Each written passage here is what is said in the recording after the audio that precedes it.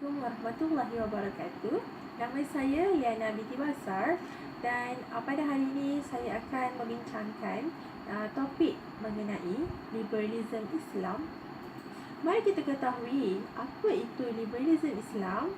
Baiklah, liberalism Islam ialah penyakit ataupun virus pemikiran yang secara senyap boleh menghancurkan akidah dan iman seseorang. Golongan yang mengaku menganut fahaman Islam liberal adalah golongan yang tidak terikat dengan mana-mana pandangan dan pendapat serta aliran pemikiran. Mereka ini juga akan mempraktikkan Islam itu dengan pandangan dan pendapat serta pemikiran yang terbuka dengan tidak merujuk mana-mana ulama.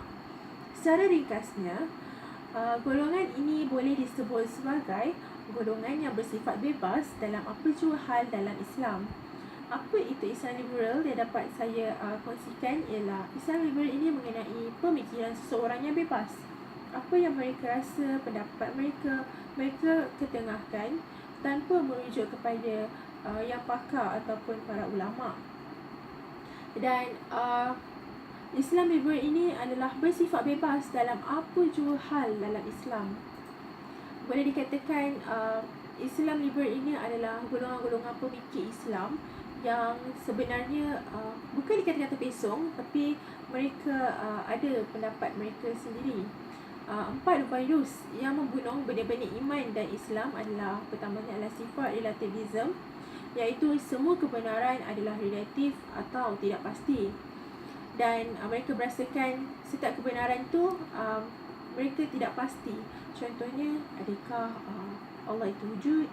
Benar-benarkah Allah itu wujud? Dan begitu juga dengan sikap skeptis dalam diri mereka. Skeptis adalah mereka meragukan kebenaran agama. Contohnya, adakah Allah itu maha mengetahui? Dan seterusnya adalah agnosticism. Agnosticism ni adalah mereka ialah boleh katakan sebagai golongan yang melepaskan diri dari kebenaran agama kerana bersifat materialistik. Mereka percaya wujudnya Allah, mereka percaya adanya Allah. Tetapi bagi diri mereka tidak mematuhi syariat-syariat yang telah ditetapkan. Jadi bagi mereka, sekiranya aku ni boleh percaya tanpa mengikut perintah Allah. Contohnya, aku tak solat tapi aku boleh mendapat kejayaan. Dan seterusnya adalah golongan atheism. Atheism ini adalah golongan yang orang tak percaya pada Tuhan, iaitu memandang Tuhan hanya menjadi identiti kepercayaan sahaja. Islam liberal adalah jahiliah moden. Menurut Muhammad Qutb dalam bukunya Jahiliah Abad 20, semua kejahiliahan tidak percaya kepada Allah secara benar. Ia merupakan ciri pokok yang ada pada setiap kejahiliahan. Bahkan sesungguhnya dari situlah munculnya kejahiliahan yang kemudian berkembang menjadi bermacam-macam penyelewengan lainnya di bidang pemikiran dan perilaku. Hal ini bermaksud semua kejahilian ialah tidak percaya kepada Allah secara benar. Maksudnya mereka tidak mempercayai Allah secara sebetul-betulnya yang mereka mempercayai. Maksudnya pegangan mereka itu adalah pegangan yang goyah. Dan faktor-faktor berlakunya liberal Islam ialah kemajuan ilmu pengetahuan. Dapat saya simpulkan bahawa ia dipergunakan antara satu sama lain dapat menyesatkan manusia. Ini bermaksud kemajuan ilmu pengetahuan. Maksudnya kan, semakin tinggi ilmu tu, semakin kita akan meragukan dengan kewujudan Allah. Begitu juga manusia yang bersifat sombong terhadap penciptanya. Ini juga dapat diletakkan kepada ilmu pengetahuan dan juga kemajuan material yang ada. Manusia menganggap dirinya ni tidak berhajat kepada Tuhan dan merasa dirinya telah menjadi Tuhan. Maksudnya, di sini selalunya kita akan dapat lihat dengan golongan-golongan saintis ni yang mereka ni adalah tidak percaya kepada Allah. Akhirnya mereka merasakan bahawa setiap yang berlaku ni adalah berpunca daripada mesti ada sebab mengapa, dan mereka tidak akan mengatakan bahawa terjadinya sesuatu itu disebabkan oleh Maha Pencipta. Tidak. Dan berbagai macam teori ilmiah yang menjumuskan manusia kepada penyelewengan di bidang kemasyarakatan, ekonomi, psikologi dan bidang-bidang kehidupan harian. Maksud di sini ialah, contohnya kita belajar falsafah dan kita tidak akan meletakkan semua benda yang berlaku ini, segala persoalan yang berlaku ini adalah disebabkan Allah. Maka dari situlah akan berlaku penyelewengan di mana wujudnya aliran-aliran rasionalisme, skeptisisme, ataupun wujudnya rasionalisme dan sebagainya, kerana setiap persoalan itu haruslah ada hujah yang kukuh dan juga sebab yang sepatutnya, dan mereka tidak mempercayai Maha Pencipta dan malapetaka akibat evolusi, teori evolusi. Teori evolusi ni berlaku, contohnya macam kita dapat simpulkan bahawa Charles Darwin dia mengatakan bahawa kajian beliau mengenai teori evolusi manusia berlaku disebabkan oleh manusia itu lahirnya daripada perut, bukan daripada seperti dalam Al-Quran yang dikatakan bahawa manusia itu lahirnya daripada tanah.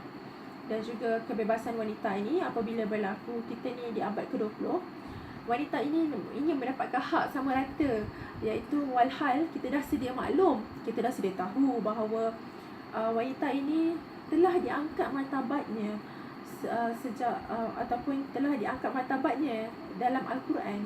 Jadi buat apa mereka perlu merasakan mereka ini tidak bebas? Seterusnya, apakah pegangan sebagai seorang Islam? Sabda Rasulullah SAW, aku tinggalkan kepadamu dua perkara, kamu tidak akan sesat selama mana kamu berpegang kepadanya, iaitu kitab Allah, Al-Quran dan sunnah Rasulnya. Ini bermaksud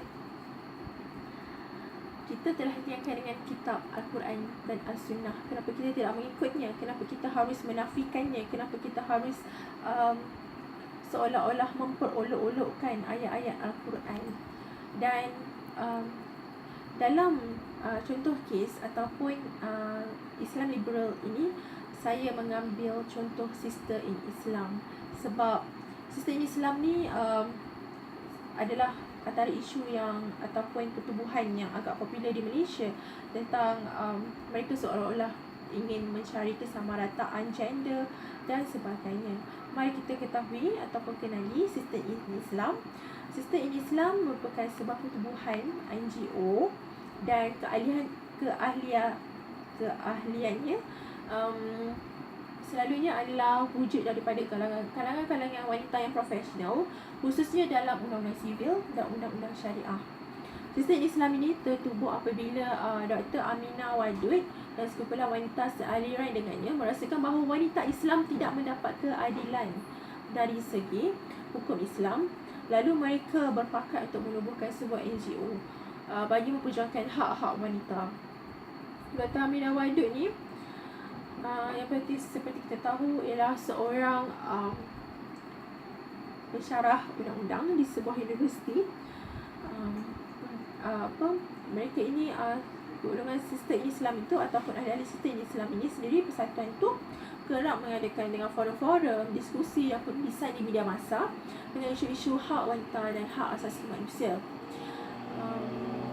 Antara pengasas-pengasasnya adalah Dr. Aminah Wadud, Askia Adam, Nurani Osman, Rashidah Abdullah, Furuz Ismail, Sabi Ahmad, Sharifah Zuriah Al-Jafri, Zahnia Anwar. Itu adalah golongan-golongan wanita yang profesional dan mereka berasakan mereka tidak mendapat hak sama rata antara wanita dan lelaki. Antara objektif utama penubuhan sistem Islam ini adalah mereka adalah ingin menegakkan dan membangunkan satu kerangka hak-hak wanita dalam Islam yang mengambil kira pengalaman dan realiti wanita, menghapuskan ketidakadilan dan diskriminasi terhadap wanita dengan mengubah amalan-amalan serta nilai-nilai yang menganggap bahawa taraf wanita itu adalah lebih rendah daripada lelaki, dan membina kesedaran awam dan ingin memperbaharui undang-undang serta dasar-dasar mengenai kesamaan, keadilan, kebebasan, martabat dan demokrasi dalam Islam. Okey, yang seperti kita lihat ni, mereka merasakan bahawa lelaki ni adalah patriarki. Golongan lelaki ni adalah yang mendominasi wanita. Golongan lelaki ni adalah selalunya mendapat kedudukan yang tinggi, harus seolah-olah yang perlu sangat-sangat dihormati. Sedangkan kita tahu wanita juga adalah mendapat hak ataupun kedudukan yang tinggi dalam Islam, tapi mereka tak percaya bahawa mereka rasa dunia ini tak adil. Mereka berasakan wanita ini tidak boleh berada di kedudukan puncak yang tertinggi seperti dalam syarikat. Setinggi mana pun jawatan wanita tu, yang pentingnya CEO atasnya adalah haruslah seorang lelaki, dan mereka tidak mereka nakkan satu hak yang adil dan bebas, dan mereka ingin memperjuangkan kesaksamaan gender dan sebagainya. Antara penentangan sistem Islam, mereka tidak suka ataupun tidak setuju sekiranya Malaysia ini mengadakan sistem hudud ataupun mereka menentang hudud, dan mereka merasakan bahawa Islam ni dengan adanya hudud seolah-olah mengatakan Islam ni kejam, hukuman terhadap pesalah dalam Islam ini adalah kejam, dan mereka juga menentang menahan orang yang mahu murtad dan hukuman terhadapnya. Ini maksud sekiranya seseorang itu mahu murtad sajalah, tak perlu dihalang kerana itu hak mereka. Sebab dalam sistem Islam ialah mementingkan hak kebebasan, dan mereka menentang negara Islam kerana bagi mereka negara Islam itu adalah negara yang mundur, tak boleh maju.